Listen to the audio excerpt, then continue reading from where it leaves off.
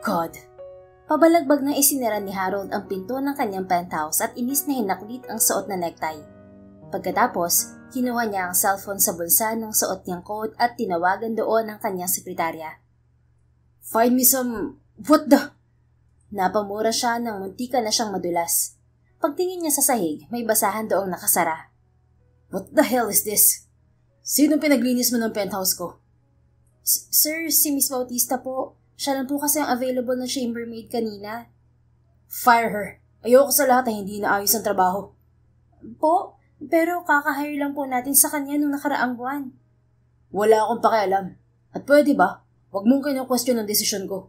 I am your boss. Remember that. At mariing diniinan ni Harold ang end button. Tuloy-tuloy siyang pumasok sa kanyang kwarto nang bigla ring mapatigil. May babae na kumakanta ng pangarap na bituin ni Sharon Cuneta. At hindi pa pala siya umaalis. Ani Harold. Maya-maya ay biglang kumilos ang babae na tila ba nagtatanghal sa isang entablado. Nakatanaw ito sa nakabukas na balcony, patagilid sa kinatatayuan niya. Natigilan si Harold. Kitang-kita niya ang kalungkutan sa mga mata nito. Para bang totoong may hugot ang kinakanta nito na tumatagos naman sa malabakal niyang puso.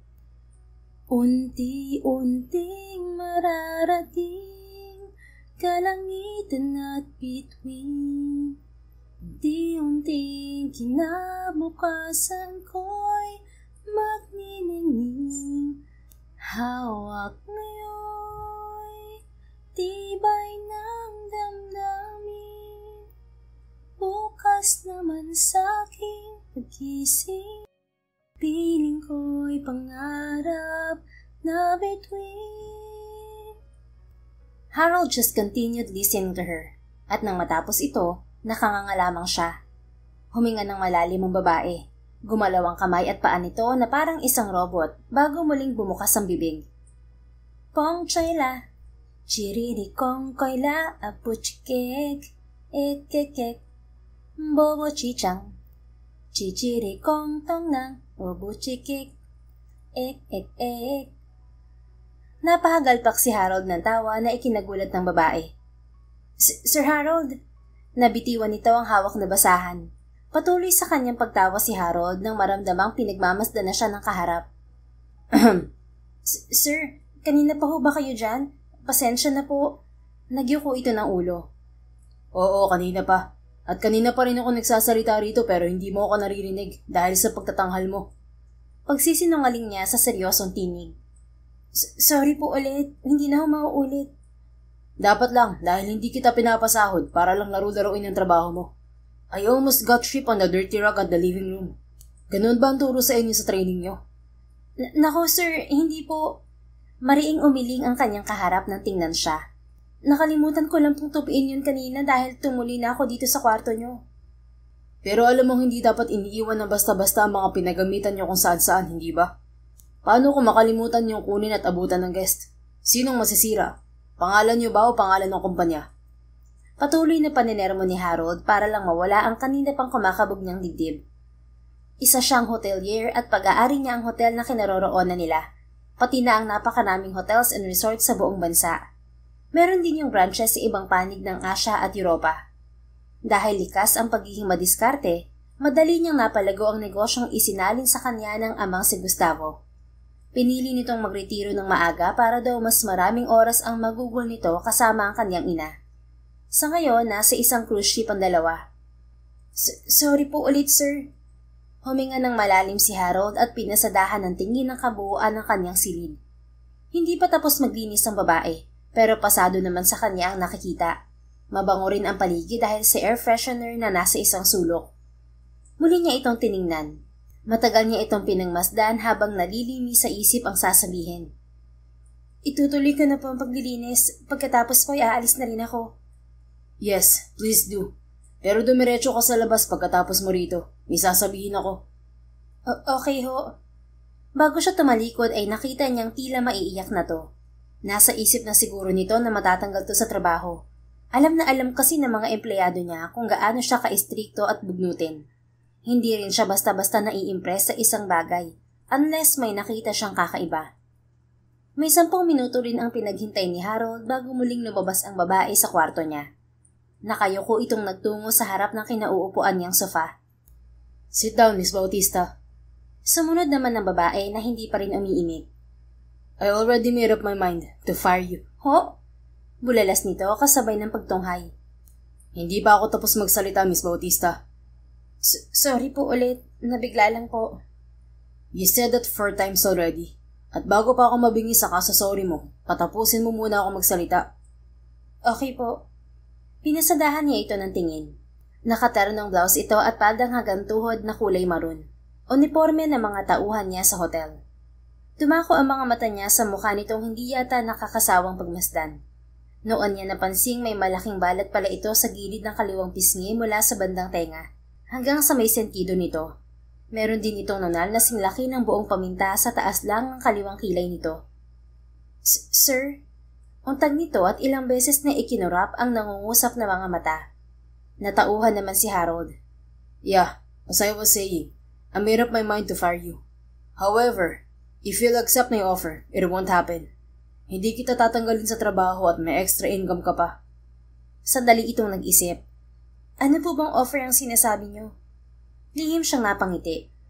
Be my date tomorrow night. Ho? Kung paano mamilog ang mga mata nito, ganoon din ang mga labi nitong singkulayata ng hinog na kamatis. Maganda rin ang korte na yon, hugis puso na makipot. This is a one-time offer, Miss Bautista. Kapag tinanggayan mo, tanggal ka na rin sa trabaho mo. Sinigurado talaga ni Harold na hindi makakahindi ang kanyang kaharap dahil desperado na rin siyang makahanap ng kadate.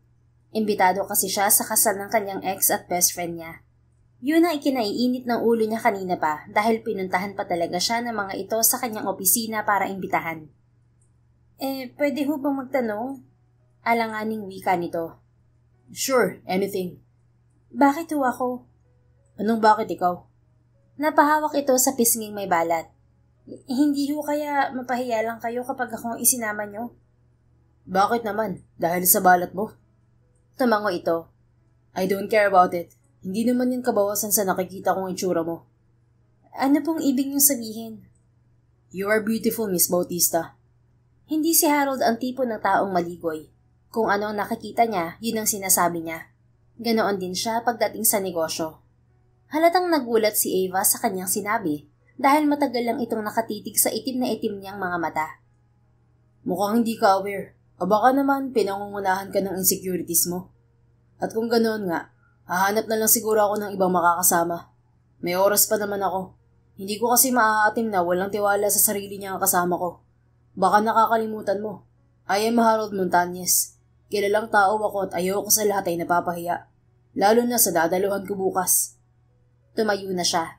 Nako sir, hindi ho, wag na ho. Tinatanggap ko na ho ang offer niyo. Nagmamadaling wika nito. Are you sure? Dahil inuulit ko, importante ang pupuntahan natin bukas. Oho, sigurado ho ako. Itinaas pa ni Eva ang ulo nito na lihim niyang ikinangiti. Good.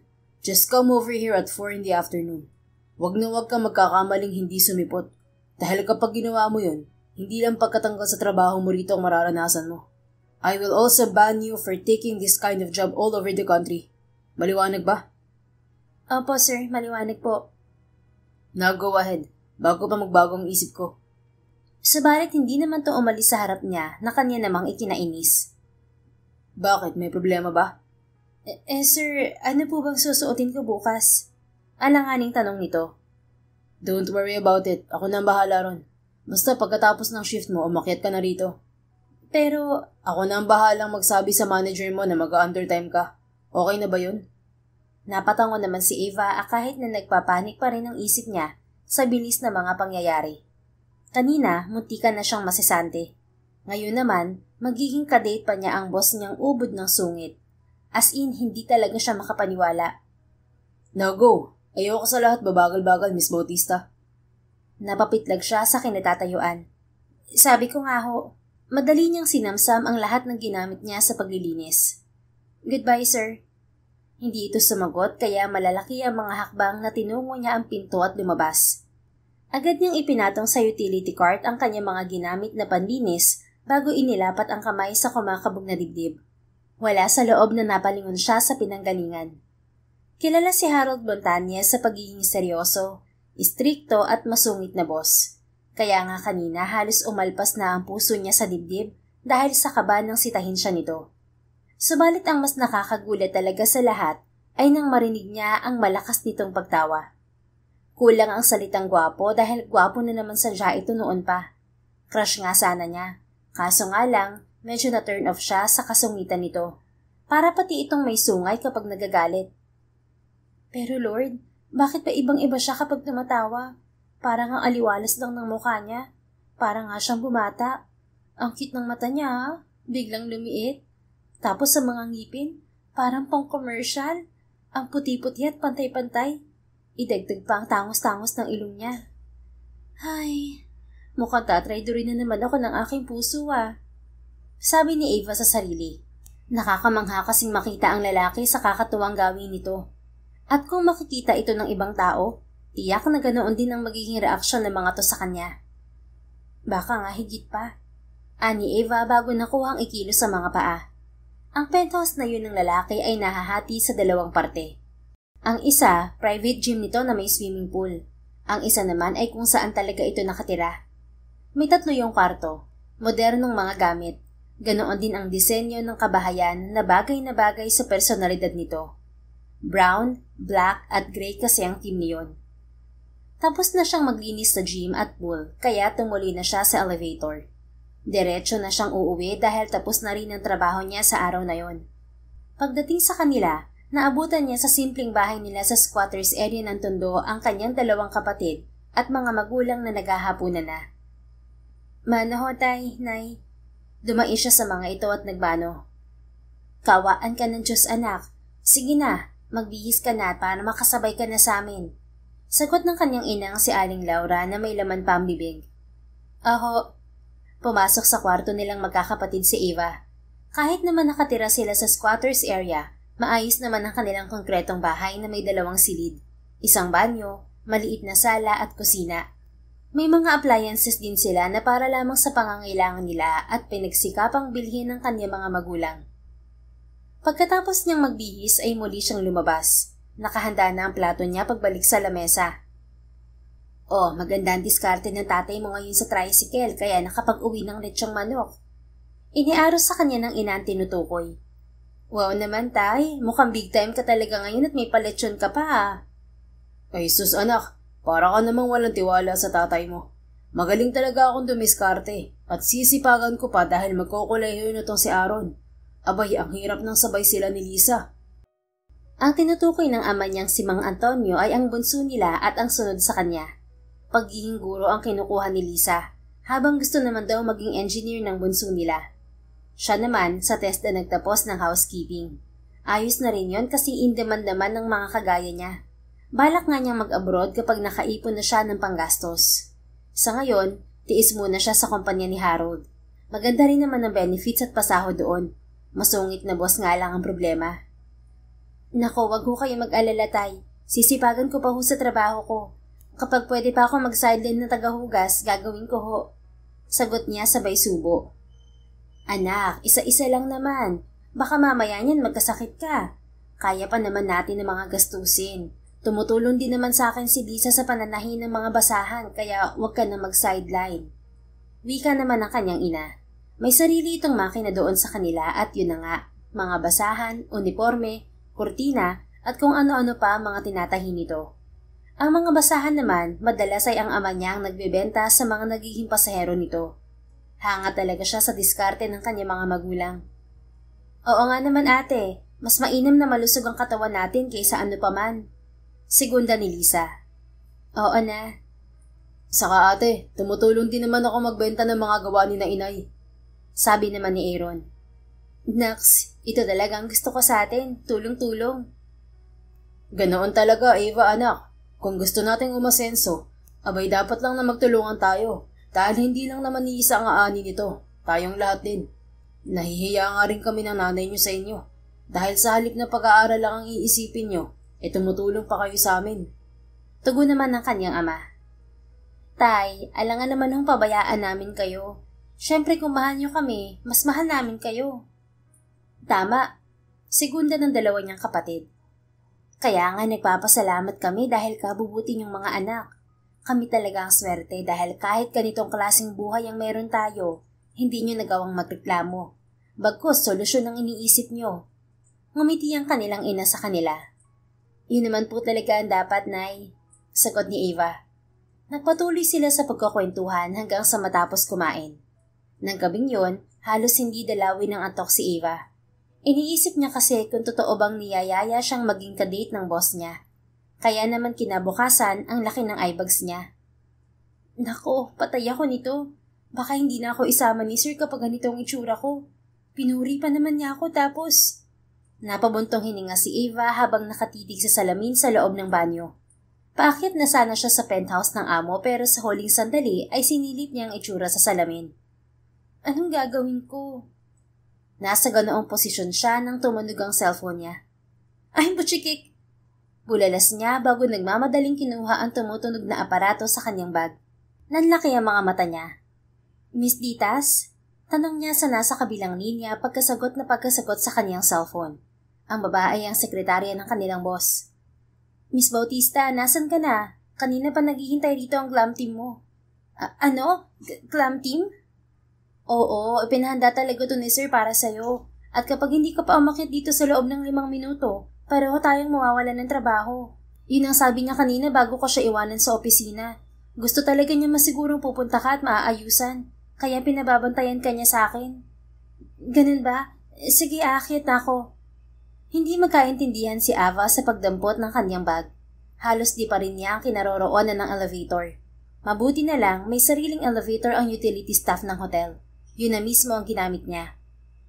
Pagdating sa penthouse, tinakbo niya talaga ang pinto. Nakaabang na roon si Miss Ditas. Halata sa mukha ang takot. My God, akala ko talaga mawawalan na ako ng trabaho. Halika na para makapagsimula na sila. Walang sabi-sabing hinila siya ng babae patungo sa isa sa mga silid na naroon. Pasensya na po, Miss Ditas. Baka kasi mas lalo tayong malintikan. Ay, ano yan? Panda? Napalingon silang pareho ni Miss Ditas sa nagsalita. May 3 bading na naroon sa silid. Ang nagsalita na may makapal na salamin ay naninikos ang mga kamay na nakatutok ang mga mata kay Eva. Gosh, darling! Sang lupalop ka ba ng galing at bentahin na ang mga maleta mo sa mata? Napangiwi siya. Ito talaga ang dahilan kaya nag-aalinlangan akong tumuloy. Baka sa halip na matuwa si Sir Harold, lalo pa siyang magalit. Pareho pa tayong malilintikan, Miss Ditas. Bulong niya. Huwag mo alalahanin yan. Ako bahala sa'yo. Binalingan nito ang glam team na naghihintay sa kanya. Ito talaga ang purpose nyo kaya kayo narito, ang pagandahin si Eva. Maganda naman na talaga siya, kaya lang baka maraming ginawa kagabi sa kanila at napuyat. So magsikilos na kayo kung ayaw niyong isumbong ko kayo sa manager nyo. Pananakot nito sa 3 bading. Nanlaki ang mga mata ng nakasalaming bading na pumupuna sa itsura niya kanina pa. Ay, maldita ka rin ano? Ito na nga kikilos na. Come here, darling. Hindi ka lang magiging princess o reyna ngayong gabi. You will be a royalty. Siguraduhin mo lang, Jinky, dahil mga trabaho namin ang nakataya rito. Sagot pa ni Miss Ditas bago hinila pa upo si Eva. Inasikaso naman agad siya ng 3. Ang tinawag na Jinky ang nagme-makeup sa kanya. May isang nag-aayos ng kanyang buhok at ang isa naman ay sa mga kamay at paa niya. Para tuloy na sa isa siyang salon. May itsura ka rin nga naman. And if you'd like, we will make your boss fall harder on you. Humagikik si Jinky habang nilalagyan si Eva ng blush on. Imposible ang sinasabi mo, saka hindi mo ba nakita ang balat ko? Nakita? Ano naman ngayon kung may malaki kang balat sa gilid ng pisngi? Hindi mo ba napapansing asset mo yan? Saka hindi siya masyadong halata, darling. Maganda kasi ang skin tone mo. Kaya nga hindi ako nahirapang make-upan ka. Hindi sumagot si Eva. Hindi siya naniniwala rito. Imposible talaga. Lalong imposibleng magkagusto ang boss kong masungit sa akin. Asa pa ako, no? Ang taas-taas kaya niya. Tapos heto ako, nasa damuhan. Anya sa isip. Mabilis na lumipas ang 1 oras at natapos din sa wakas ang 3. Nang tingnan niya ang sarili sa salamin, para siyang namalikmata sa itsura. Ako ba talaga to? Tanong niya sabay hawak sa pisnging may balat. Yes, darling, ikaw na ikaw yan. At para makumpleto ang iyong tinataglay na kagandahan, isuot mo na to. Kinuha ni Jinky ang isang malaking box. Nang buksan niya yon, natutop niya ang bibig. Ang ganda! Bulalas niya bago dahan-dahang inilapat ang kamay sa kulay pulang damit. At ang lambot. Si Sir talaga ang bumili niyan para sa'yo. Matagal ko nang alam na may taste talaga siya sa pagpili ng damit. Pero ngayon ko lang napatunayan kung gaano siya kagaling. Ani Miss Ditas. Ay, ano pang hinihintay natin? Isuot mo na, dali! Excited na wika ni Jinky na agad niyang sinunod dahil alam niyang anumang oras ay darating na ang boss niya. Wow! Just wow! Wika ni Miss Ditas na pumapalakpak pa habang hinahagod siya ng tingin mula ulo hanggang paa. Grabe! Perfect fit talaga sa'yo ang damit. Bagay na bagay rin sa ginawa kong magic sa festlock mo, girl. Lutang na lutang ang ganda mo, darling. And your eyes? Eye bags no more. Yes, to shining shimmering stars. At kung hindi talaga kita nakilala kanina, iisipin ko na lang na royalty ang kaharap ko ngayon. Sabi naman ni Jinky na patikwas-tikwas pa ang mga daliri. Sus, grabe ka naman sa royalty. Hindi mababago ng itsura ko ngayon kung sino talaga ako. Damit lang to at make-up, ano ka ba? So you're saying that you're not confident with yourself? Lahat sila ay napalingon sa nagsalita. Para din silang iisang taong sunod-sunod na lumunok nang makita ang kanyang boss na matiim na nakatitig sa kanya. Habang nakapamulsa ang dalawang kamay sa suot nitong kulay itim na slacks pants. May katerno yun na puting long sleeves na pinaibabawan ng isang itim ding coat. Balat ang sapatos nito, kulay itim din. Kung susumahin, wala namang ipinagkaiba ang suot nito sa araw-araw nitong get-up sa opisina. Yun nga lang, nag-uumapaw talaga ang taglay nitong kagwapuhan. Sir, si Miss Ditas ang unang nakabawi sa kanila. Leave us. Utos ng lalaki na madali namang sinunod ng apat. Nang mawala ang mga to, lumapit kay Eva si Harold. Are you doubting yourself again? Kasi kung oo, maaari ka nang umuwi. Parang nangurong ang dila ni Eva dahil hindi man lang kumukurap ang lalaki habang nakatitig sa kanya. Alright then, ito na ang huling araw mo. No sir, hindi po. Confident po ako bilang date niyo ngayong gabi. Kanina pa nga po akong excited eh. Tara na po. Akmang lalagpasan na niya ito nang pigilan siya nito sa kamay. Nanindig ang mga balahibo ni Eva sa buong katawan. Kakaiba kasi ang sensasyong hatid ng pagkakadikit ng kanilang mga balat. Mainit yun na tila nagpapatuyo sa kanyang lalamunan. You're not leaving without changing your shoes. Napatingin naman siya sa tinutukoy ng lalaki. Mariin niyang nakagat ang pang-ibabang labi nang makitang suot pa rin niya ang kanyang lumang sneakers. Wait here, sabi nito. Nakasunod lang ang mga mata ni Eva sa bawat kilos ng boss niya. Nang bumalik ito, bitbit na nito ang kulay pulang kahon. At nang buksan nito yon, tumambad sa kanya ang kulay pula ring sapatos na ankle strap. Parang ang taas naman huyata ng takong niyan, sir. Hindi na napigilang wika niya. Sa sapatos pa rin nakatingin. 3 inches won't do harm on you.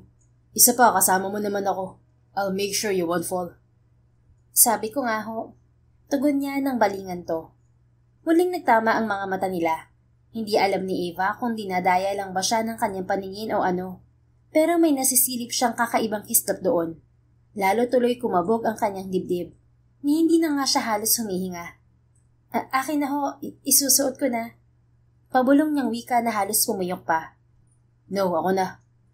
Sa pagkagulat ni Eva, bigla na lang lumuhod sa kanyang harapan ng lalaki. Nang tingnan niya ito, hawak-hawak na nito ang kanang paa niya at inaalis na ang kanyang sapatos. Naku sir, ako na ho. Nakakahiya naman ho sa inyo.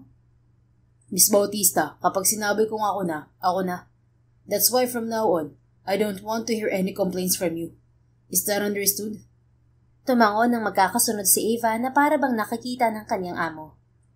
Also, gusto ko nang ipaalala sa iyo na date kita ngayong gabi. So, ibig sabihin, no more sir. Tumingala ito at muling nagtama ang kanilang mga mata. At kung kanina halos hindi na siya makahinga sa lakas ng kabog ng kanyang dibdib, ngayon naman ay para na siyang binibingi niyon. Pakiramdam kasi niya, totoong-totoo ang lahat, na hindi lang yun isang kasunduan, na totoong magde-date talaga sila. Eva. Napakurap-kurap siya nang marinig ang pangalan mula sa mga labi nito. Para kasi yung isang malamyos na musikang lumutang sa ere at dinala sa pandinig niya. Kagyat pa siyang napapikit kasabay ng matamis na pagngiti. Susunduin pa ba kita kung saan ka man naroon ngayon? Napaigtad si Eva, bago tiningnan ang kanyang amo sa namumulang pisngi. Sorry, sir. I just told you. No more, sir. Oo nga pala. Sorry po ulit. Hindi pa lang sanay. And no more po. Also, stop saying sorry. Date kita ngayon. Yan ang itatak mo sa isip mo. Ibig po bang sabihin yon, kailangan nating maging sweet sa isa't isa? Tanong ni Ava. Madali namang tumango si Harold. Yes. So let's go. Iniaraw niya ang braso sa dalaga. Alanganin itong tumingin doon, pagkuway sa kanya. Ayaw ko sa lahat ay pinaghihintay ako, Ava. Kaya kung may bala ka pang sumama sa akin, humawa ka na sa braso ko. Dahil kapag nadapa ka, baka mas mawalan ako ng kadate ngayong gabi. Sabi ko nga po, Harold. Lihim siyang napangiti bago ito inakay palabas, patungo sa elevator. Oops, careful. Kamuntikan nang matumba si Ava, kaya hinigpitan niya ang kapit sa kamay nito na ikinalingon doon ni Ava. Pagkuway sa kanya. Salamat. Anito sabay iwas ng tingin. Napailing siya. Aaminin niya, distracted talaga siya. Kanina pa siya hindi mapakali dahil sa kinalabasan ng lahat, lalo na ng itsura ni Ava. Seeing her in the dress he bought took his breath away for a moment. Una pa lang ay alam na niyang babagay yun sa babae, pero hindi naman niya akalaing higit pa roon ang magiging dating nito. Ilang beses pa nga niyang ikinurap ang mga mata kanina habang pinagmamasdan si Ava. Ang totoo kasi, may ilang minuto na rin siyang naroon sa kanyang penthouse at hindi mapigilang marinig ang usapan ng mga to. Gusto niyang sumabat, pero kumuha lang siya ng tamang pagkakataon. Pwede bang magtanong? Ani Ava na nagpabalik sa lumilipad niyang isip. Sakay na sila sa elevator. Yeah, pwede naman. Gaano ba ka-importante sa iyong gabing to? Saka ano ba talagang lugar ang pupuntahan natin? May event ba? Ka-business meeting mo? Sunod-sunod na tanong ni Ava. Pansin niyang kahit kinakabahan ito, ay hindi naman ito nagbabakal sa pagsasalita. Natural at may class ang mga lumalabas sa bibig nito. Bagay na hindi siguro nito napapansin. Pero siya, yun ang isa sa mga nakita niya kung bakit ito ang pinili niyang maging kadate. May kakaiba kasi kay Ava na nagpapalutang sa angking katauhan nito.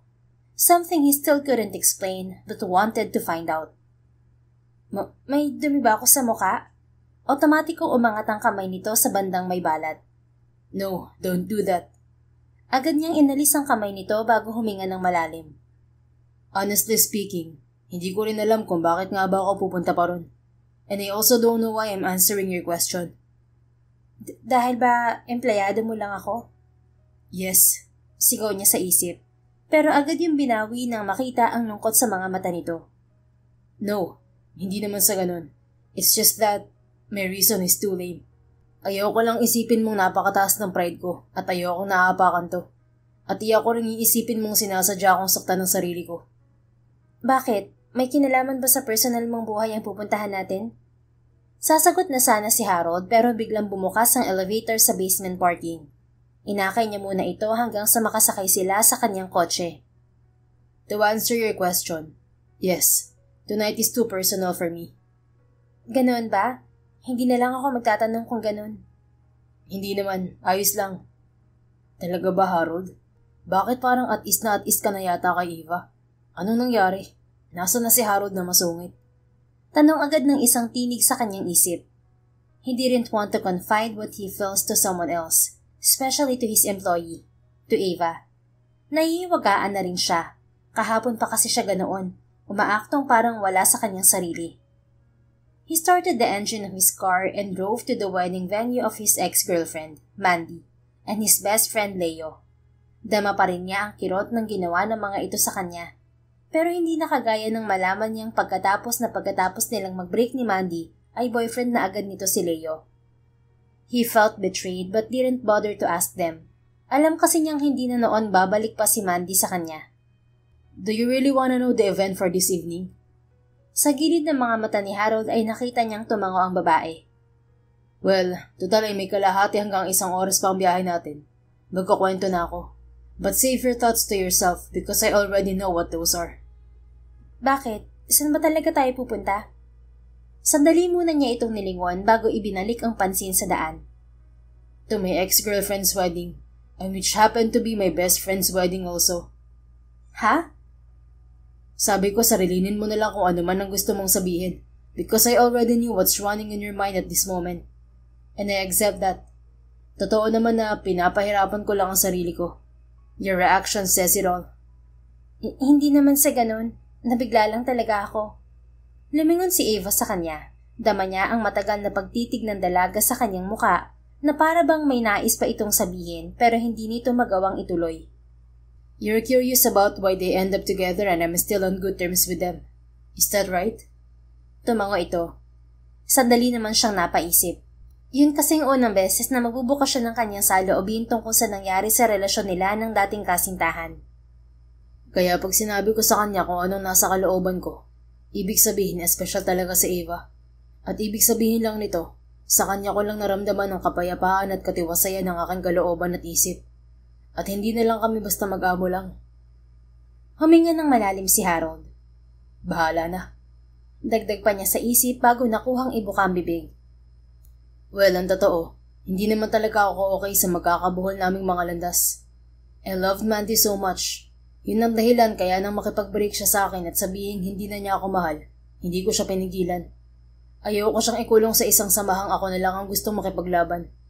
That's very irrational of me. Bumitiw na siya, bakit ko pa siya pipigilan? Mas mainam na palayain ko na lang siya para hindi na rin ako mahirapan pa. Naniniwala rin ako na kapag mahal mo ang isang tao, kung ano mang gustuhin niya, ibibigay mo. Kahit pa ang katumbas niyo na yung masaktan ka ng husto. Hindi rin ako ang tipo ng tao na ipipilit ang sarili ko kung ayaw na sa akin. Ayokong magmukhang namamalimos ng pagmamahal. Hindi yun nakakalalaki. Tumigil siya at sandaling nilingon si Eva nang mag-red ang traffic light. He found her staring intently at him. Sari-saring emosyon ang nakapaloob sa mga mata nito. But there's one thing he was sure. She's hurt. Kung bakit, hindi niya rin alam. Muling tumingin si Harold sa unahan at nagpatuloy sa pagkukwento. Nang malaman kong sila na ni Leo, na best friend ko, isang linggo pagkatapos naming mag-break up ni Mandy, dun ko naunawaan ang lahat. Natama lang talaga ang desisyon kong palayain si Mandy dahil ako rin ang maluloko sa huli. At siguro, ayaw din nilang gawin sa akin yun. Pero hindi mo man lang ba tinanong ang kaibigan mo? Kung kaibigan nga ba siyang matatawag sa ginawa niya? Kalbo talaga nga abutin niya kung sa akin ang nangyari sa'yo. Dama ni Harold ang gigil sa tinig ng babae na ikinatawa niya. Hindi ko nang ginustong tanungin. Hindi ko na rin iniisip kung paano, kailan at kung bakit nangyari yun. Para saan pa? Para maliwanagan ako? No.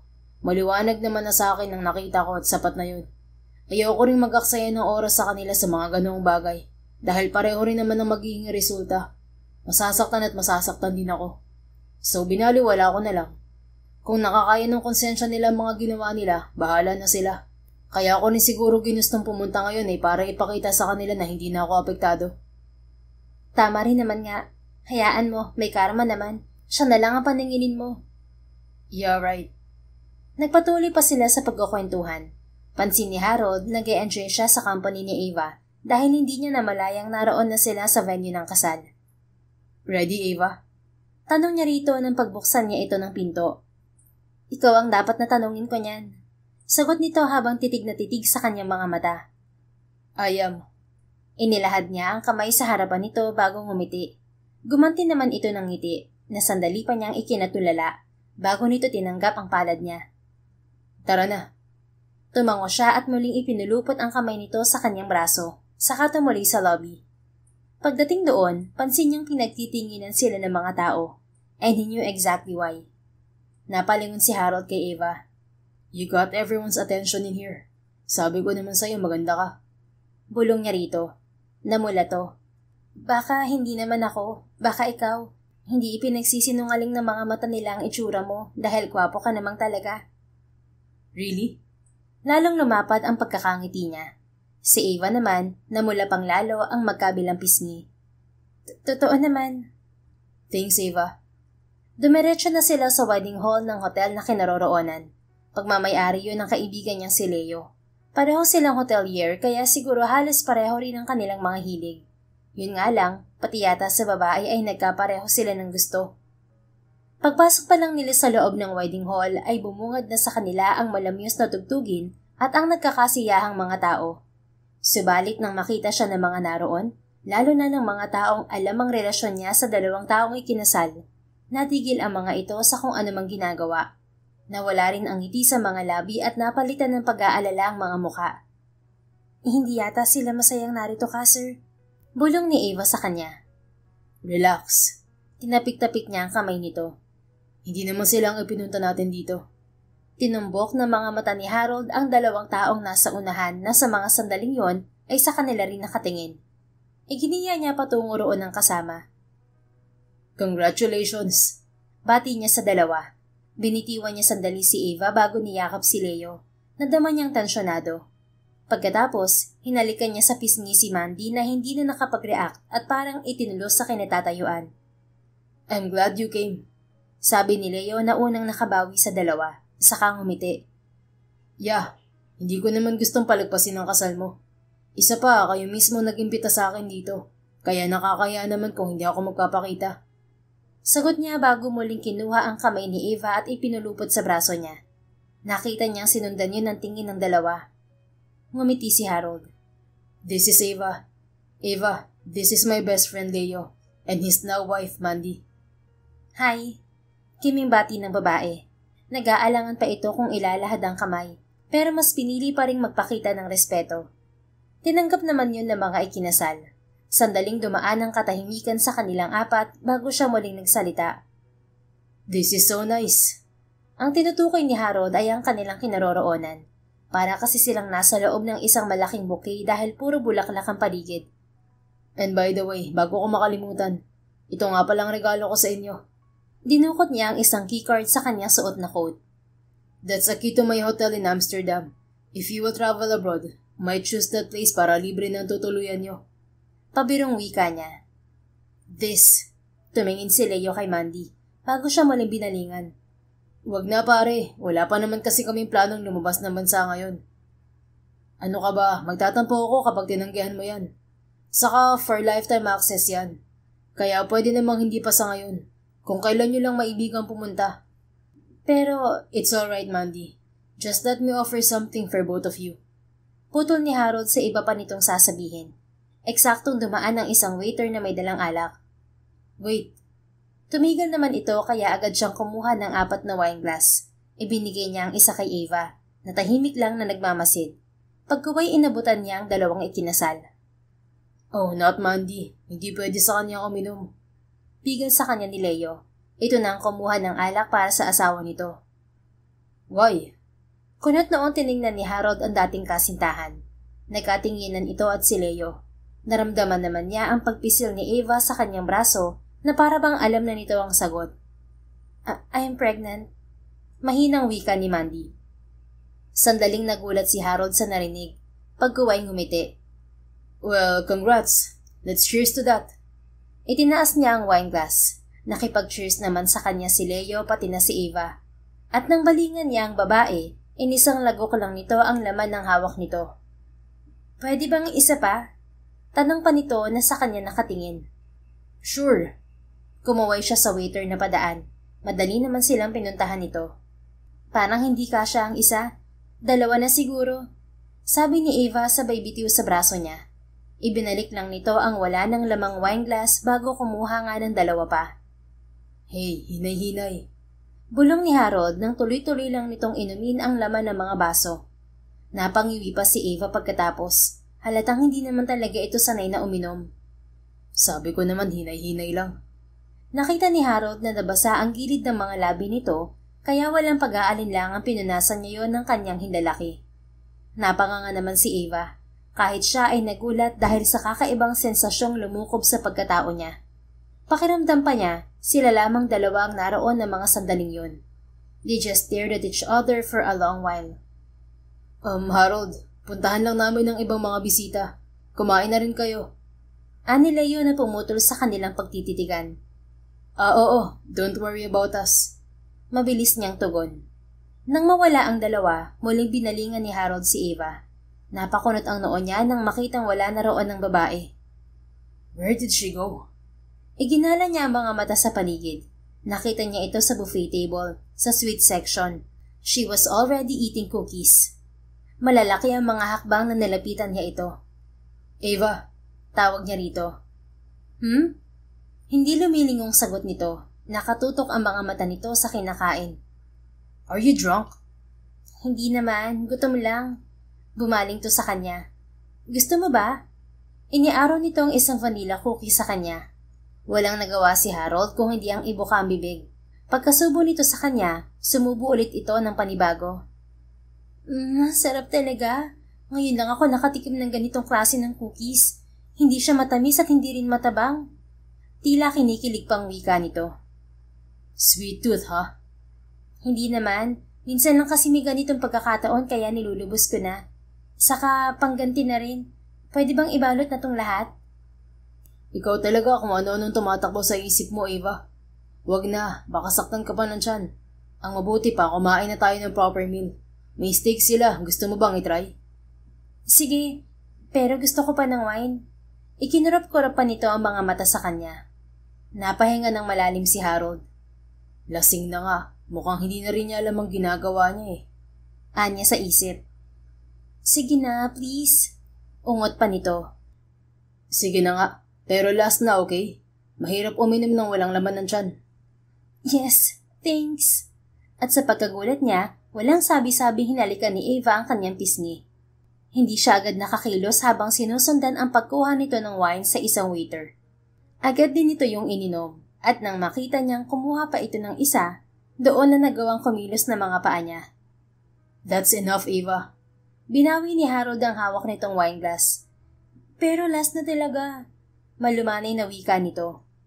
No, tama na. Halika na, kumain muna tayo bago umalis. Ha? Uuwi na tayo? Sayang naman tong damit ko. Sabi mo pa naman ang ganda-ganda ko rito.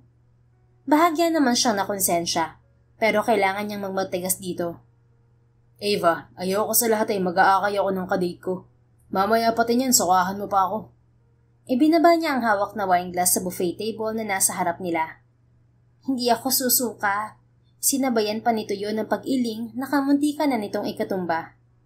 Hey, stop moving like that kung hindi mo na kaya. Madali niya itong nahila, dahilan para magdikit muli ang mga katawan nila. At hayo na naman ang kakaibang damdaming hindi maipaliwanag ni Harold. Tila nanunulay yon sa kanyang mga ugat, hanggang sasapitin ng kanyang puso at pabilisin ang tibok niyon. Para yung tambol na tinutugtog ng mabilis na halos ikabingi na niya. Sorry. Bibitiw na sana ito sa kanya pero hindi niya ito pinakawalan. Ayaw pa kasi niyang malayo sa init ng katawan ni Eva. Napatingin to sa kanya. Pwede mo na akong bitiwan, sir. Kaya ko namang tumayo. No, baka mamaya niyan kung ano pang mangyari sa'yo. Ang mabuti pa, umuwi na tayo. Nakarami ka na nang nainom mo. And I guess you're not a drinker. Pero, paano ang steak? Saka ang dami pa ng food. Magbaon na lang tayo. Makabawas man lang sa handa nila. Natawa siya. Hindi ko alam na may angking kalokohan ka rin pala. But don't worry, magpapaluto lang ako ng steak sa chef ng hotel. Doon na lang tayo kumain. At kung gusto mo ring maglasing, walang problema. At least naroon na tayo sa penthouse. Makakatulog ka rin anytime. Pwede? Yes, bonus ko sa'yo sa pagsama mo sa akin ngayong gabi. Sus, kahit wala ng bonus, gusto ko lang talagang uminom. Napakunot ang noon niya. Bakit naman? Kumibot-kibot ang mga labi nito. Dahil hindi mo yun magawa. Ha? Hindi ko kasi masikmura ang mga nakita at narinig ko kanina. Kaya iniinom na rin kita. Kasi alam kong yun ang gusto mong gawin. Pero kulang pa kasi eh. Hindi pa kasi nawawala ang sakit dito. Itinuro ni Eva ang tapat ng dibdib nito. Napatitig ng matagal si Harold sa babae. Hindi niya alam kung ano ang mararamdaman sa narinig. Pero may sumisingit na tuwa sa kanyang puso.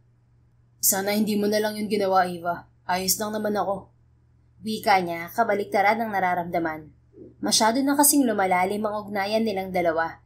Gayong halos iisang araw pa lang naman silang nagkakasama. At hindi niya gustong mas lumalim pa yon. Not now. Kahit na, gusto ko pa rin, sir. Hindi na lang sumagot si Harold at inakay na palabas si Eva. Pagkasakay nito sa kotse ay agad itong nakatulog. Tahimik na lang siyang nagmaneho. Ngunit hanggang sa makarating sila sa hotel ay tulog pa rin si Eva. Hindi man gusto ni Harold na pagmasdan ito, pero hindi talaga niya mapigilan ang sarili. It was like he was smitten by her looks. Umangat ang kamay niya sa ere at inayos ang ilang hibla ng buhok na nakatabing sa pisngi nito. Umungon ito. Napaunat siya sa kanyang pagkakaupo at madaling binawi ang kamay. Narito na tayo, Ava. Wika niya nang magmulat ito ng mga mata. Ganun ba? Nakatulog pala ako, sir. Ayos lang yun para nahimasmasan ka rin kahit papano. Tara na sa taas. Madali itong tumango. Bumaba siya para sana pagbuksan ito pero hindi na siya hinintay pa ng babae. Bumaba na rin ito at sa pagtataka niya ay tumuloy na agad to sa elevator. Malalaki ang mga hakbang na sumunod si Harold kay Ava. Nasa loob na ito ng elevator at pansin niyang hindi mapakali. May problema ba, Ava? Hindi na nakatiis na tanong niya. Nakatingin kasi ito sa sensor na nag-i-indicate kung nasa ang floor na sila. Wala naman. Paiwas nitong sagot. Subalit hindi nakaligtas sa kanya ang pagniwi nito. Are you sure? Bakit parang pinagpapawisan ka? Ha?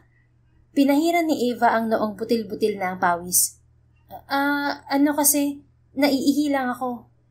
Diyos ko, wag naman po rito. Wag naman po sa harap ng amo ko, please. Paggising kasi niya ay biglang sumakit ang kanyang tiyan.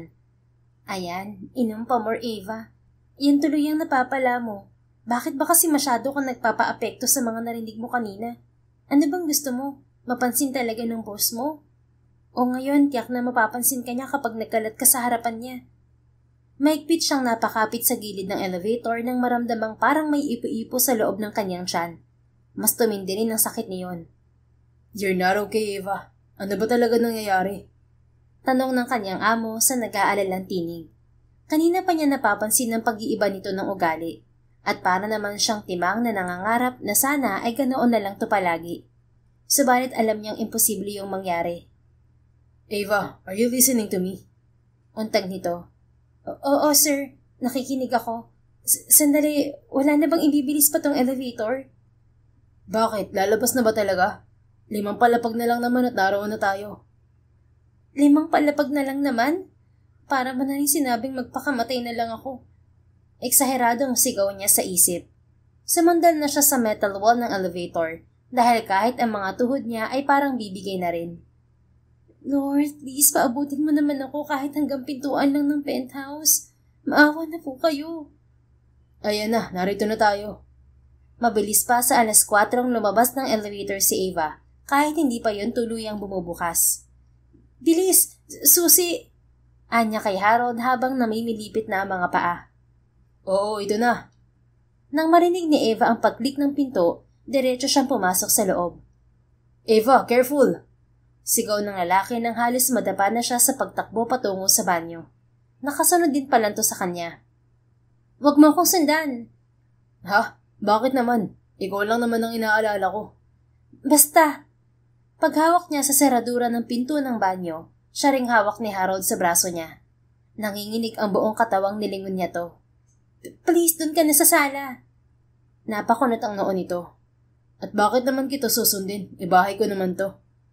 Mariin niyang nakagat ang labi nang maramdamang hinahalukay muli sa sakit ang kanyang tiyan. Pakiusap, dun ka na lang. Lumayo ka riya.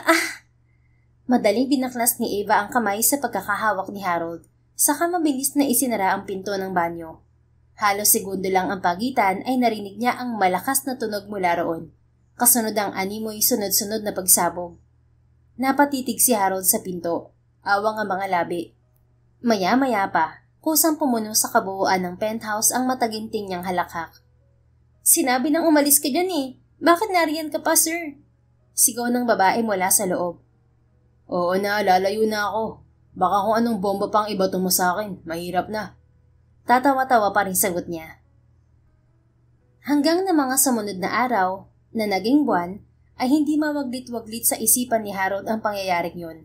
At bawat sandaling naaalala niya si Ava, pati na ang itsura nito paglabas ng banyo, hindi niya mapigilan ang pagtawa ng malakas. Alam niyang nabiwirdohan na ang mga taong nakakasalamuha niya, pero binabaliwala niya lang yun. Ava became his source of laughter and one of his favorite people.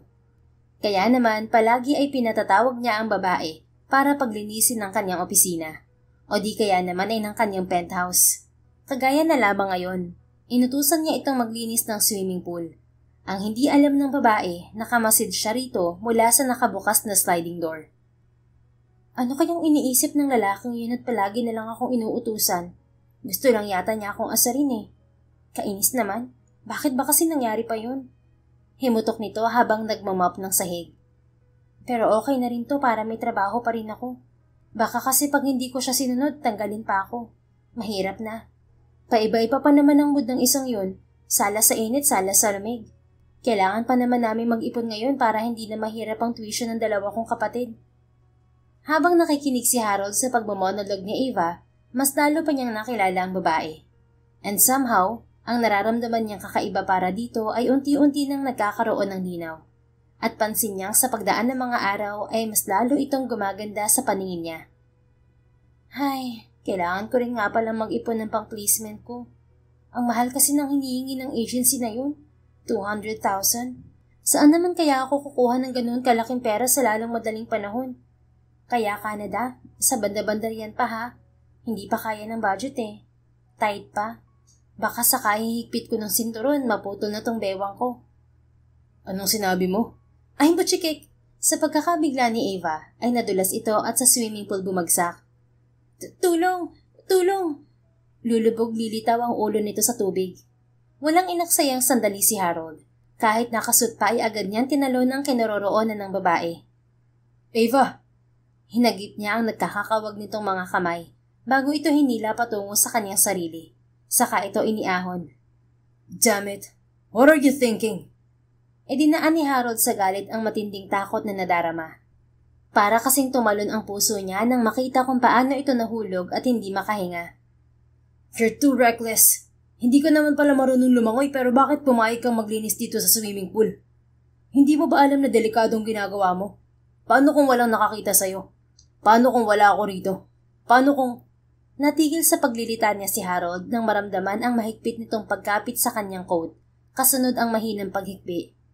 Maya-maya pa, tuluyan na yung naging isang malakas na pag-iyak. Wala siyang nagawa kung hindi ang yakapin si Ava ng mahigpit. Hindi maitatatwa ang takot nito dahil sa panginginig ng buong katawan. Napabuntong hininga si Harold. I'm sorry, Ava. It's my fault. Mahinang usal niya. I won't do that again. Hindi na kita gugulatin. And I will not let you clean my swimming pool again. Not alone. Masuyo niyang hinagod ang likod nito at hinayaan lang ilabas ang nadarama. Nang maramdaman niyang kalmado na ito, walang sabi-sabing binuhat niya ito patungo sa pinakabahay niya. Dire-diretso lang sila hanggang sa makarating sa loob ng banyo, sa mismong kwarto niya. Clean yourself, Ava. Babalikan na lang kita para sa isusuot mo. Tumango lang si Ava bago isinara ang pinto ng banyo at sumandal doon. Kung kanina, dama niya ang matinding takot sa buong katawan, ngayon naman ay ang kakaibang init na iyon na sa tuwing madidikit na lang sa lalaki niya nararamdaman. Hindi rin maitatatwa ang pagkatuliro ng kanyang puso. Dahil sa bawat haplos ng lalaki kanina, ang mainit nitong yakap, ang malamyos nitong titig, lahat yun ay nakatatak sa kanyang isip. At hindi niya alam kung paano pa ba pipigilan ang sarili na huwag mahulog dito. Dahil kahit anong paalala niya sa sariling hindi sila bagay, sa huli ay nakikita na lamang niya ang sariling nangangarap ng isang umagang kapiling nito. Ava. Napaigtad siya ng kumatok ang lalaki. Ava, ito ng pamalit mo. Sabi nito. Dahan-dahan niyang binuksan ang pinto. Nakita niya ang isang t-shirt at boxer yata ni Harold na hawak ng lalaki at nakaaro sa kanya. Here, kung may kailangan ka pa sabihin mo lang. Na-inform ko na rin ang manager mo. Sinabi ko sa kanyang nagkaroon ka ng emergency kaya hindi mo muna ay maitutuloy ang paglilinis sa swimming pool. Ipinakuha ko na rin ang mga gamit mo. Pagkabihis mo, ihahatid na kita sa inyo. Salamat. Dapat hindi mo na yung ginawa. Kaya ko namang magtrabaho pa. Magpapalit lang ako nitong uniform ko. No. Kapag sinabi kong hindi ka na babalik sa ibaba, hindi na. Magpalit ka na bago ka palamigin at magkasakit. Yun lang at tinalikuran na siya nito. Napasimangot si Ava bago isinarang muli ang pinto. Hindi ko na talaga maintindihan ng ugali niya. Kanina concern, ngayon naman boss na ako makapagdesisyon. Moody. Para mawala ang inis, madali siyang nagbanlaw at nagbihis. Napangangala lang siya nang makitang halos lamunin siya ng damit ng lalaki. Naging dress ang t-shirt nito na umabot hanggang sa kalahati ng hita niya at natakpan na rin ang boxers. Ang problema, wala siyang panloob. Parang ayoko nang lumabas. Ganitong-ganito rin kasi nung nakaraan. Napangiwi siya. Pagkuway ipinilig ang ulo nang maalala ang kahihiyang inabot. Erase. Nakalipas na yon. Kalimutan mo na. Ava! Tawag ni Harold na sinabayan pa nito ng pagkatok. Napaigtad siya. Bakit, sir? Hindi ka pa ba tapos? Tapos na. Palabas na rin ako. Isa pa uling sulyap sa salamin ang ginawa niya bago binuksan ang pinto. Bumungad sa kanya ang lalaking halatang aburido na. Akala ko dyan ka natitira eh. Bakit ba ang tagal mo? Matagal na ba yung wala pa naman akong 5 minuto sa loob? Saka masama bang linisin kung mabuti ang aking katawan bago lumabas? Hindi naman. Isa pa, kasalanan mo rin naman talaga kung bakit ako nahulog kanina. Natigilan ito, ganoon din siya. Mabilis na nagyuko ng kanyang ulo si Ava habang kagat-kagat ang labi. Pasensya na, kalimutan mo na yun. Dahil nagiging at ease na siyang kasama ang boss niya, minsan hindi niya napapansing lumalagpas na rin siya sa linya kagaya ng mga sandaling yon. Narinig niya pagbuntong hininga nito. It's alright, ako naman talaga may kasalanan. Eto na pala mga gamit mo, naipakuha ko na sa ibaba. Pinasamahan ko na rin yun ng underwear. Ha? Napatingin siya sa hawak nitong 2 paper bag. Pareho yung may tatak ng butik na naroon lang din sa may lobby ng hotel. Ang unang 7 palapag kasi ng 30 palapag na yon ng hotel ni Harold ay business center, kaya hindi na rin halos lumalabas ang mga nagiging guest doon. Kunin mo na bago pa magbago ang isip ko at ihatid kita sa inyong ganyan ang itsura. Napabaling si Ava sa lalaki. Ihahatid mo ako sa amin? Oo, kaya bilisan mo na. Ilagay mo na rin ang nabasa mong damit sa may laundry basket. Ako nang bahala ron. Wag na. Nakakahiya naman. Iuuwi ko na lang. Bakit ba ang hilig mo kontrahin ang sinasabi ko, Ava? Hindi po pwedeng sumang-ayon ka na lang para hindi na tayo nagtatalo? Napayuko siyang muli. Oo na, magbibihis lang ako. Mabilis lang ang ginawang pagpapalit ni Ava. Paglabas niya sa silid ni Harold ay nakahanda na rin ito. Tahimik lang silang bumaba sa parking area hanggang sa makasakay ng sasakyan. Saan nga pala ang sa inyo? Tanong nito nang palabas na sila ng parking. Tondo, kaya ayaw kong ihatid mo na ako kasi baka kung ano pang mangyari sa sasakyan mo. Pero ang totoo, nahihiya talaga siya rito. No worries. Gusto ko rin namang magtungo sa inyo. Ha? Bakit naman? Wala lang. Gusto ko lang. Bakit? Bawal ba? Hindi naman. Kaso nakakahiya. Sandali itong bumaling sa kanya na nangungunot ang noo. At bakit naman nakakahiya? Ibinalik na nitong muli ang mga mata sa daan. Hindi ka naman kasi nababagay sa lugar namin. Sinong may sabi? Ako. Bakit? Dahil boss kita, Sir Harold. Hindi ka sanay sa ganong klase ng lugar. At isa pa, mayaman ka. Ano namang kinalaman ng pagiging may kaya ko sa pagpunta sa inyo? Ay, ang kulit. Nasabi ko na nga ang dahilan, di ba? Ikaw ang makulit. Saka nasan dun ang sinasabi mong dahilan, Ava? Hindi na lang siya sumagot. Tiyak kasing hahaba pa ang diskusyon nila kapag ginawa niya yun. Kahit papaano kasi ay kilala na niya ang lalaki. Ayaw na ayaw nito na kinukontra. Hindi rin ito marunong magpatalo. Hindi naman ibig sabihin na mayaman ako. Hindi na ako marunong makisama sa ibang tao, Ava. Heto na naman po. Nag-umpisa na naman siya. Bulong ng dalaga sa sarili. Pansin niya sa lalaki, madaldal ito at nag-iibang tao kapag siya ang kaharap. Kapag naman ang ibang katrabaho niya, ganoon pa rin to. Istrikto, seryoso at bugnutin. Hindi talaga niya alam kung ano ang nakain nito at bumait sa kanya. Baka naman may dual personality ang boss mo, Ava. Kapag ikaw ang kaharap, ang mabait na personality niya ang lumalabas. Tapos kapag iba naman, yung normal na sarili niya. Sabi ng isang bahagi ng kanyang isip. Sinilip ni Ava si Harold. Tutok na tutok ang mga mata nito sa daan. Hindi ako namimili ng taong pakikisamahan o sa lugar na pupuntahan. Patunay yun dahil magkasama tayo ngayon. Dagdag pa nito. Basta, hindi ka pa rin nababagay sa lugar namin. Kung ipipilit mo yan, Ava, ibig sabihin lang yun, hindi ka naniniwala sa sinasabi ko. Kaya ko nga matulog kahit sa sahig lang. Hindi naman porket mayaman ako, hindi na ako naturuan ng tamang asal. My parents taught me to be humble and not to brag the things that I have.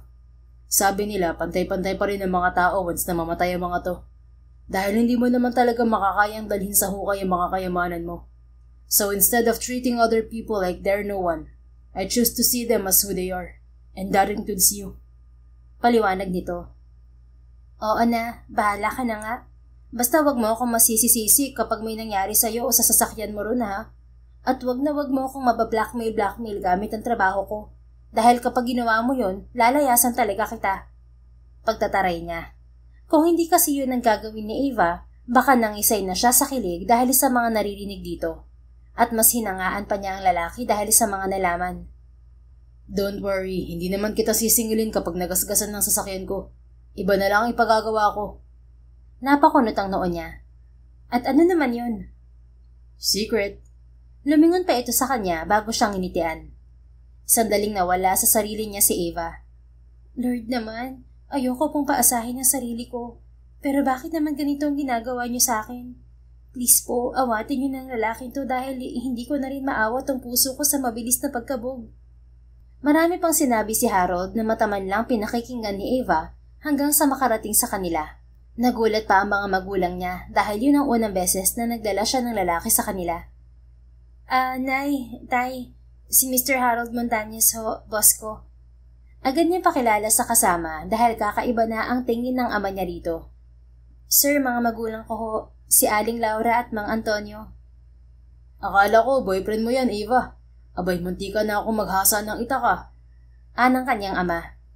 Tay, pinanlakihan niya ito ng mga mata na ikinatawa naman ni Harold. Aba, nagsasabi lang naman ako ng totoo. Ni wala ka pang sinasabi o pinakikilala sa amin tapos magdadala ka agad ng lalaki dito. Ano bang akala mo na iisipin ko? Akala ko nga rin buntis ka na eh. Tatay naman eh. Kaya nga inunahan ko na agad kayo kasi alam kong yan agad ang iisipin nyo. Saka nakakahiya naman ho sa boss ko. Baka isipin niya malandi ako. Pabulong lang ang huling sinabi ni Ava. It's okay, Ava. I understand them. Ganun talaga ang mga magulang kapag mahal nila ang kanilang mga anak. Singit ni Harold. Oh, kita mo na. Mabuti pa tong boss mo at naiintindihan ako. Salamat, sir. Nako, Harold na lang ho, Mang Antonio. Saka magandang gabi ho pala sa inyo. Ikinagagalak ko ho kayong makilala. Inilahad pa nito ang kamay sa mga magulang niya na madali namang tinanggap ng dalawa. Ganoon din kami, sir. Pagpasensyahan niyo na itong aming munting tahanan. Medyo makalat din dahil may mga paggawa ngayon sa aking kurtina. Sabi naman ng kanyang ina. Mananahi ho pala kayo? Oho, dalaga pa ho ako, ayun na talaga ang trabaho ko. Bueno, dito na ho kayo maghapunan. Hinihintay lang namin dumating ang dalawa pa naming anak na nasa kapitbahay.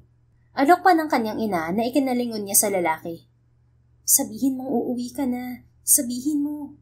Utos ni Ava sa amo gamit ang mga mata. Subalit iba ang lumabas sa bibig nito, kalakip ang matamis ng ngiti. Sige ho. Napanganga na lang si Ava. Kung pinatutunayan lang ng lalaki ang mga sinabi nito sa kanya kanina, naniniwala na siya. Ang sa kanya lang, maanang umuwi na ito dahil hindi talaga siya mapalagay na makakasalamuhan nito ang kanyang pamilya. Kapag pa naman napasigi sa kwentuhan ng kanyang ama na uuwi sa isang bote ng 4 kantos, baka ang kataasan ay malasing pa ang boss niya.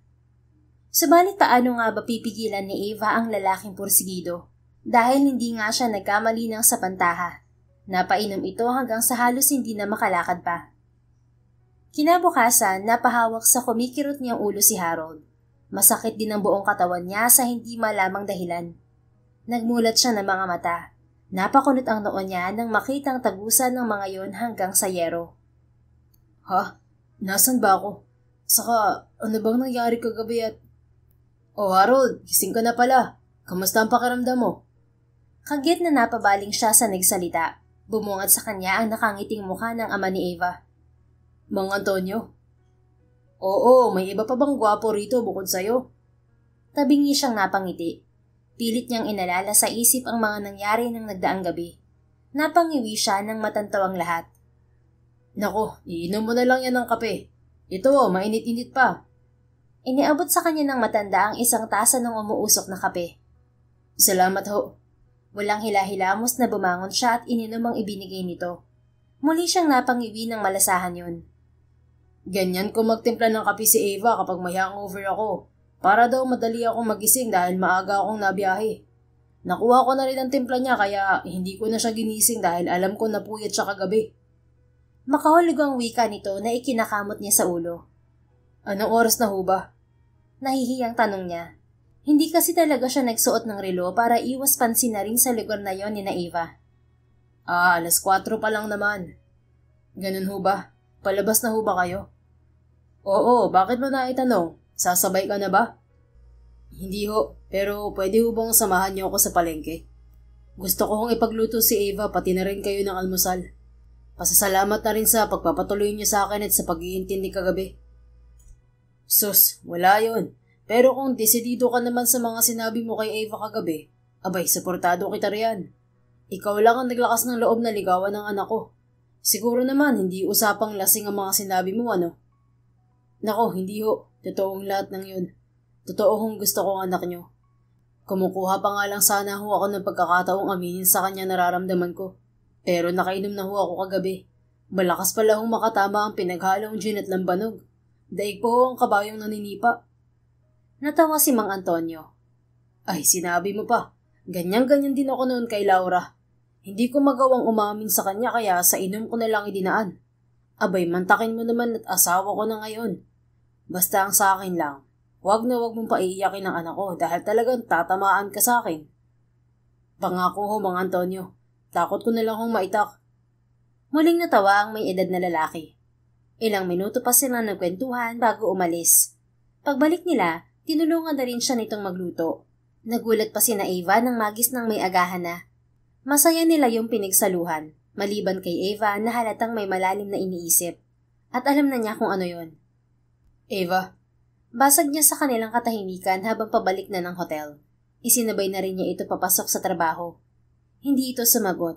Nakatingin lang ito sa ninaraanan nila kaya muli niya itong tinawag. Eva, tungkol sa mga nasabi ko kagabi.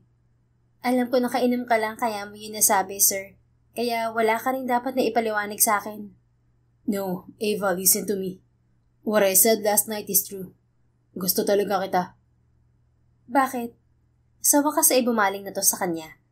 Dahil ba sa loob ng halos 3 buwan nating laging magkasama at nag-uusap, napansin mo may gusto ako sa'yo? Ganun ba? O dahil may gusto ka lang kalimutan kaya mo to ginagawa? What? Napahintong bigla sa pagmamaneho si Harold. Mabuti na lang at wala silang kasunod. Sandali niyang nilingon si Eva bago muling nagmaneho. Let me clear that part to you. Igigilid ko lang muna tong sasakyan para hindi tayo makaabala sa ibang motorista. Ayaw rin niyang palipasin ang mga sandaling yun na hindi maitatama ang mga iniisip nito patungkol sa kanya at sa intensyon niya rito. Nang nasa tabi na sila, matagal siyang tumitig sa unahan. Una ko palang kita sa'yo. Dama ko na agad na parang may mali sa akin, Eva. I was so mad that day dahil nga nakuha pa akong imbitahan ni Leo at Mandy. Nadagdagan pa yun ng basahang nakahara sa sahig. Anya bago binalingan ng katabi. I knew from that moment na gusto na kitang tanggalin sa trabaho. Pero nagbago ang isip ko dahil sa dinami-rami ng kinaiinisan ko nung araw na yun. Ikaw lang ang nakapagpatawa sa akin ng malakas. Dahil sa'yo, sandali ko nakalimutan ng mga pinoproblema ko. And yes, I took advantage to that situation. Papayag ka bang sumama sa akin kung hindi ko sasabihin sa'yo sesisantehin kita? Di ba hindi naman? And when I saw you on that dress I bought, something happened to me. You literally took my breath away at that moment. At never kong naramdaman yun sa kahit na sino, o kahit na kay Mandy pa. Huminga ng malalim si Harold. Hindi niya hinihiwalayan ng tingin ang mga mata ni Eva nang muli siyang magsalita.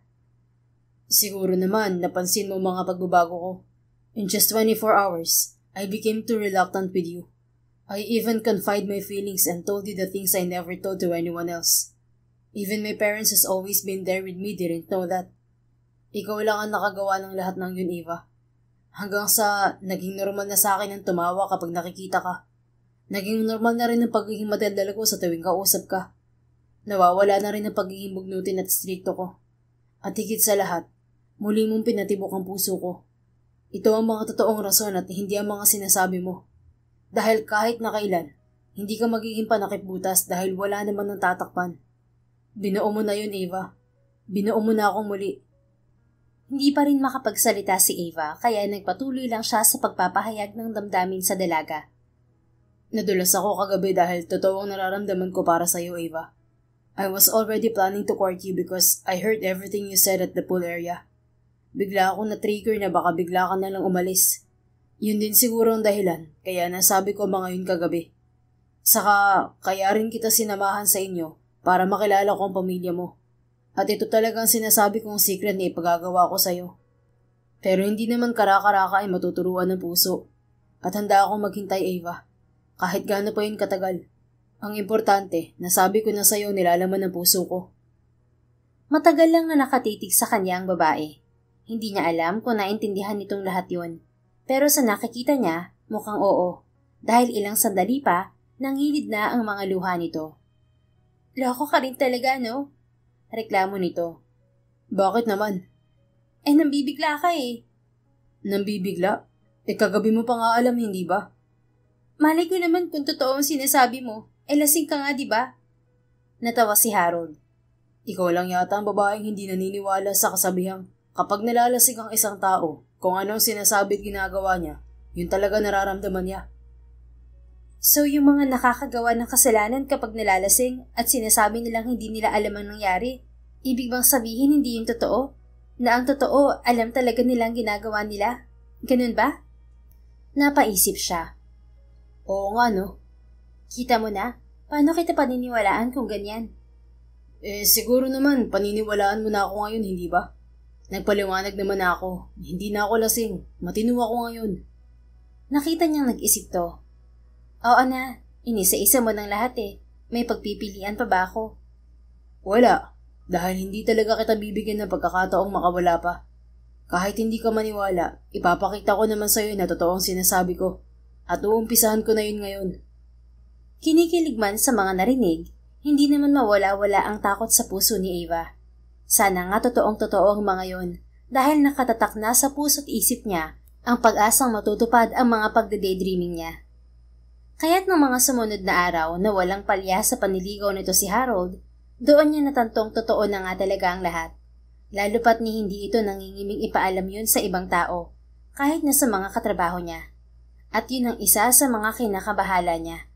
Ayaw kasi niyang mahaluan ng kung ano ang trabaho niya dahil sa namamagitan sa kanila. Kaya nagdesisyon siyang kausapin ng lalaki pagkatapos ng shift niya. Sir, nasa labas si Miss Bautista. Narinig niyang imporma ni Miss Dita sa boss nila. Oh, bakit hindi mo agad pinapasok? Tanong naman ng lalaki, ikinahinga niya ng malalim. Hindi yata nito napapansin na nagkakaroon ito ng special treatment pagdating sa kanya. Tumingin sa kanya si Miss Ditas na may malapad ng ngiti. Pasok ka na raw, Miss Ava. Gumanti si Ava ng kiming ngiti rito. Sige po, salamat. Kumatok muna siya ng 3 beses bago tumuloy sa loob. Nang tingnan niya ang kinaroroonan ni Harold, sumalubong sa kanya ang malapad nitong ngiti. What's with this day, ha? Is there something special going on? Tanong agad nito sabay tayo at sinalubong si Ava. Hindi nito pinalagpas ang pagkakataong yon para gawaran siya ng mabilis na halik sa kanyang pisngi, na hindi pa rin niya magawang makasanayan. Pwede ka bang makausap, sir? Nauutal niyang tanong. Sa sobrang lapit kasi nito, amoy na amoy niya ang mabangong hininga nito na nagpapagulo sa kanyang sistema. Makausap? Tungkol saan? Bakit parang seryoso mo ata? Pwede bang maupo muna tayo? Of course, sit down. Inalalayan siya nito patungo sa visitor's chair. Naupo ito sa katapat niyon. Tell me, what is it? Gusto ko lang ibigay ito sa'yo.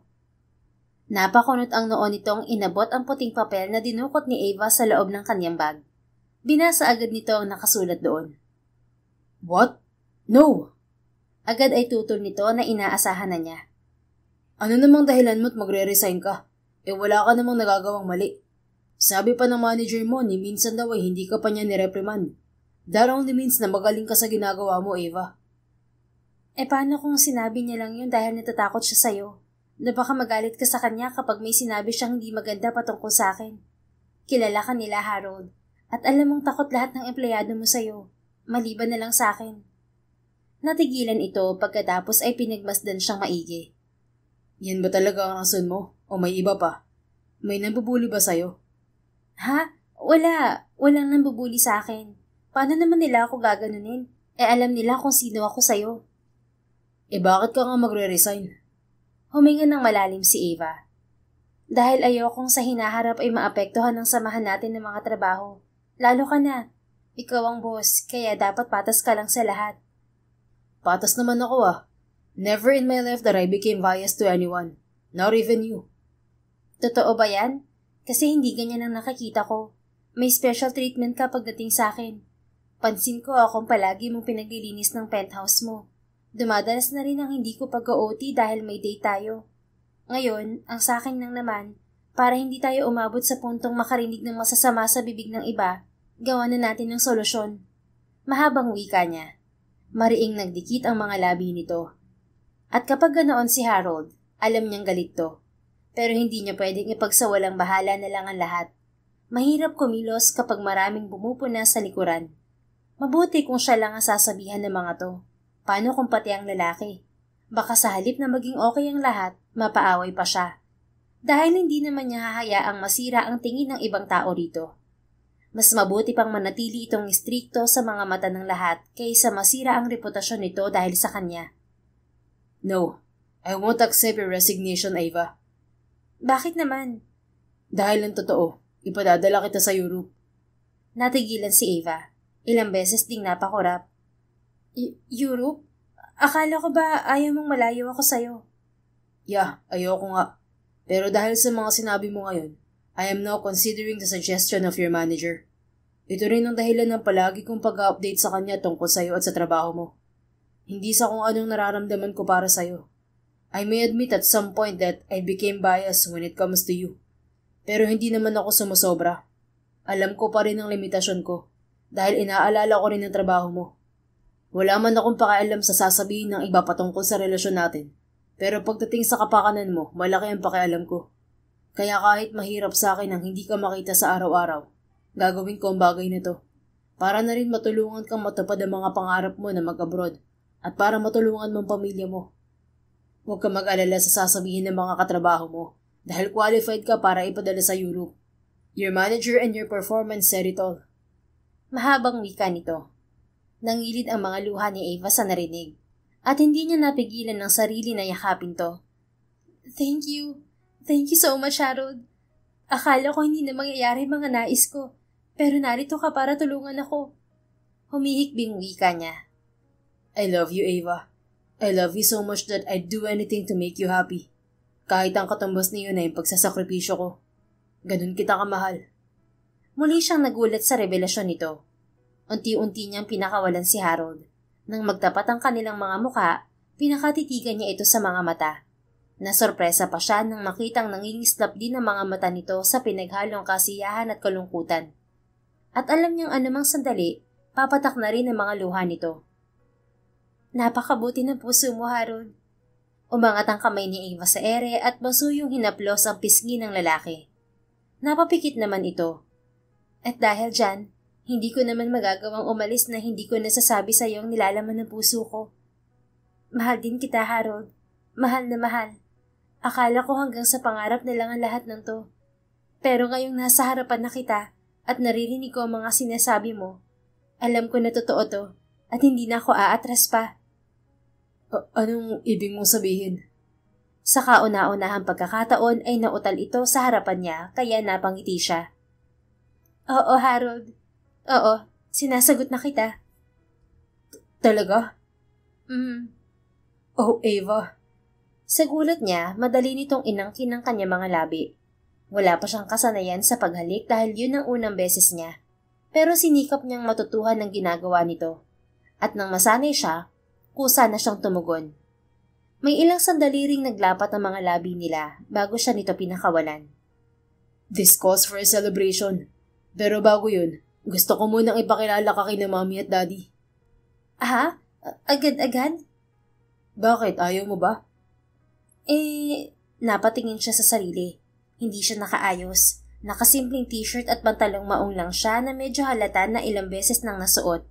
Kahit ang sapatos niya ay luma na rin.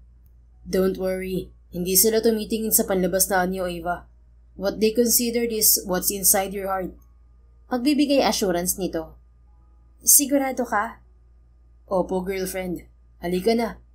Tumayo na si Harold at inilahad ang kamay sa harapan niya. Hindi na naman nakatanggi si Ava. Magkahawak kamay na silang naglakad palabas. Teka lang pala, sigurado ka ba talaga na akong ipapadala niyo sa Europe? Tanong niya nang makasakay na sila sa elevator. Yes, we saw a potential in you. Noong una pa man ay palagi ka ng bukang bibig ng manager mo. And I heard that every now and then. Kaya nang marinig niyang nangangailangan ng empleyado sa isa sa mga hotel ko sa Europe, she told me about you. At hindi lang naman ikaw ang ipadadala ko ron, marami kayo.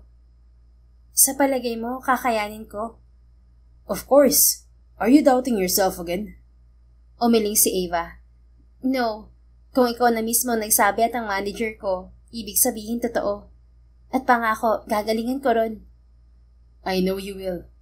Hinalikan pa siya nito sa pisngi. Kilig na inihilig niya ang ulo sa balikat nito. Pakiramdam niya nasa ulap siya. At hiling niya, sana hindi na yun matapos pa. Madaling naasikaso ang mga papeles ni Ava hanggang sa dumating na ang araw ng flight niya. Inihatid siya sa airport ng kanyang pamilya, kasama na si Harold. Tapos nang magpaalam ang kanyang pamilya, kaya ang kasintahan na lang niya ang naiwan sa kanyang tabi. Mag-iingat ka ron. Don't forget to call me, okay? Bili nito habang nakapulupot ang isang kamay sa bewang niya. Hindi ba magkaibang oras natin? Wala akong pakialam sa oras. Ang importante sa akin ay ang makausap ka. Also, don't forget to pray lalo na kapag nahuhumsik ka. Yun kasi magiging kalaban mo ron. Huwag ka rin magpapalipas ng gutom. At kapag nagkasakit ka, magsabi ka kaagad sa manager mo para hindi ka napagtrabahuhin. Inom ka rin agad ng gamot. Saka kapag may lalaki nagpapakilala sa'yo, huwag mong papansinin. Dahil oras na malaman kung may bumubuntot sa'yo, pauuwiin na agad kita. Natawa siya na ikinagusot naman ng mukha nito. I'm being serious here, okay? Oo na, tatandaan ko po lahat ng sinabi niyo. Saka, nakailang sabi ka na ba niyan, bebe ko? Ganyan din pati ang bilin ni na Inay at Itay. Memorize ko na nga eh. Siyempre, iba pa rin ang bilin ko. May kasamang pagmamahal na walang katumbas. Niyakap siya nito at hinalikan sa noo. Siya nga pala, bago ko makalimutan. Anito nang pakawalan siya. May dinukot ito sa bulsa ng suot na pantalon. Isa yung maliit na box. Here, consider this as a gift from me, babe. Anong laman ito? Saka mo na lang buksan kapag nasa loob ka na. For now, good luck. I love you, babe. I love you too, bebe ko. Hintayin mo ko Huwag ka mambababae, okay? Hindi mo na yan kailangang sabihin dahil ikaw lang ang mahal ko. At handa ako maghintay hanggang sa makabalik ka. Kapag may free time ako, dadalaw din ako sa'yo ron. Sige po, asahan ko yan. May tiwala ako sa'yo. Kahit mahirap kay Eva ang gagawin niyang pag-alis, ay pinilit niyang patatagin ng sarili. Hindi lang naman yun para sa kanya, kundi para din sa kanyang pamilya. At nagpapasalamat siya kay Harold dahil marunong itong umunawa. Hindi ito madamot. Alam nito ang gusto niya at suportado siya nito. Kaya naman mas lalo pa niya itong minahal. Hindi na namalaya ni Eva ang paglipas ng mga oras pagdating niya sa Amsterdam. Tutok ang atensyon niya sa trabaho. At syempre, sa regular na pagtawag sa Pilipinas. Harold never missed a day to ask if she's doing okay. Kaya naman mas lalong lumobo ang pagkamiss niya sa kasintahan. Kahit pa nga may mga pagkakataon namang nagkikita sila dahil bumibisita ito roon. Good morning, bebe ko. Bati ni Eva sa picture ni Harold na nasa tabi ng higaan niya pagkamulat na pagkamulat pa lang ng mga mata niya. Hindi pa siya nakontento at hinalikan yon. Ang gwapo talaga ng bebe ko. Ang bango-bango pa. Talaga? Ay, patsikik! Nabitiwan niya ang frame at nahulog sa kama. Mabuti na lang at plastic yon. Kung hindi, baka nabasag na yon. Dinampot niyang muli ang frame dahil sa isip niya, hallucinations lang niya ang naririnig. Naku, bebe, mabuti na lang talaga at hindi ka nabasag. Masasakal ko talagang may-ari ng boses na yon. Bakit ba palagi siyang sumusulpot sa isip ko? Miss ko na siguro talaga siya. Hinawakan pa niya ang regalo ni Harold na kwenta sa kanya. May pendant yung infinity na may heart sa gitna. Naaadornohan yun ng maliliit na diamante at sa likod ay may initials nila. Mismo pero sasakalin din. Ang harsh ng babe ko Doon na siya bumaling sa may pinto. Nanlaki ang mga mata ni Eva nang makita kung sino ang naroon. Bebe ko? Halos nunlagin na niya si Harold na prenteng nakasandal sa pintuan ng kwarto niya. Doon din sa hotel ang quarters nilang mga galing sa Pilipinas. Libre yun ng kumpanya. I missed you, babe. Anito habang magkayakap sila. I miss you too. I love you. Kumuwala siya rito at siya na mismong humalik kay Harold. I love you too. Tugon nito nang maghiwalay ang kanilang mga labi. Ay, hindi pa pala ako nagtutoothbrush. Natawa ito. Okay lang, mabango pa rin naman. Ganun ba? Saka kahit naman may amoy, okay lang sa akin. Tanggap ko na yun dahil mahal kita. Sabay bawi, kaasorto. Mas lumapad ang ngiti nito. Pagkaway ipinulupot ang mga kamay sa baywang niya. Ligo ka na at mag-impake. Ha? Bakit? Ano bang ginagawa mo rito? Wala lang, nagbabakasyon. Bakasyon? Tumango ito. Oo, bakit ayaw mo ba? Iba talaga kapag mayaman, pasyalan na lang ang Europe. Hay, you and your simple hirits. Kaya mas talo kitang namimiss eh. Pero bago pa tayo magtagal dito, pumasok ka na sa banyo. Dahil kapag nainip ako, baka ako na mismo magpaligo sa'yo. Ano? Napayakap si Eva sa sarili. Ikaw ha? Napahalakak ito. Kung ano-anong iniisip mo, maligo ka na, babe. Madali naman siyang kumilos. Bihis na rin siya nang lumabas ng banyo at nakita niyang nakahanda na rin ang kanyang maleta. Hoy, bakit pinakialaman mo mga gamit ko? Hindi ka makahintay? Kasi baka mahuli tayo sa flight natin. Iniutos ko naman yan sa kasamahan mo kaya wala akong nakita. Teka, saan ba talaga tayo pupunta? May trabaho na ako sa isang araw 3 araw siyang pahinga dahil gusto sana niyang mag-ikot-ikot. 2 buwan na lang kasi at tapos na ang kontrata niya. Basta, let's go. Uy, sandali lang, hindi pa ako ayos. Sa sasakyan na, babe. Hindi na nakatanggi pa si Eva nang hilahin siya ni Harold. Napailing na lang siya dahil kahit buhok niya ay basang-basa pa. Saglit lang ang naging biyahe nila patungo sa kung saan man sila pupunta. Dahil naayos na ni Harold ang lahat, hindi na rin siya nagtanong pa. Basta nang ibigay nito ang passport niya, hindi na niya sinilip yon. Nag-check-in lang sila sa hotel kung saan sila naroon bago muli ring umalis. Kakain na ba tayo? Gabi na kasi sa mga sandaling yon. Yes. Maikling sagot nito na hindi pinakakawalan ng kamay niya. Tumango lang si Eva at muling itinikom ang bibig hanggang sa muling tumigil ang sinasakyan nila sa tapat ng isang restaurant. Madali lang din ang ginawa nilang pagkain na ipinagtaka niya. May humahabol ba sa'yo at parang nagmamadali ka? Tanong niya nang naglalakad na sila sa kung saan. Hindi naman. Gusto ko lang na ma-feel mo ang lugar na kinaroroonan natin. Bakit? Nasaan na ba talaga tayo? Lumingali nga pa siya at nabigla na lang magliwanag ang isa sa pinakamagandang tanawin sa buong Europa. Napaluha siya. Ilang sandali rin siyang hindi nakapagsalita bago nagtatalon. Wala na siyang pakialam kung nakakakuha na siya ng atensyon. Oh my gosh, bebe! Eiffel Tower? Thank you! Nilinga niya ito, pero hindi niya natagpuan ang kasintahan. Hala, nasan na yun? Bebe ko, nasan ka na? Here, babe. Napalingon siya sa kanyang likuran. Nakita niya roon si Harold na nakaluhod na at may hawak ng singsing. Bigla ang pagkabog ng dibdib ni Eva. Babe, dinala kita rito sa sinasabi nilang most romantic place in the world dahil gusto kong malaman mo kung gaano ka ka-espesyal at kung gaano kita kamahal. I'm not a prince, nor a king, but I promise to give you the whole universe. Will you marry me, Eva Marie Bautista? Sunod-sunod siyang tumango, kasabay ng pagpatak ng kanyang mga luha. Yes na yes, bebe ko. Yes! Madaling isinuot ni Harold ang singsing sa kanyang daliri bago siya hinalikan sa kanyang mga labi, kasunod ng masigabong palakpakan sa paligid. Dahil sa sayang bumabalot sa mga puso nila, ni hindi nila namalayang napapaligiran na pala sila ng mga tao. Thank you so much, babe. Akala ko hindi mo tatanggapin ang proposal ko. Ang totoo, natatakot ako. Dahil baka sabihin mong hindi muna dahil nag-e-enjoy ka pa rito. Wika pa ni Harold habang yakap-yakap na siya.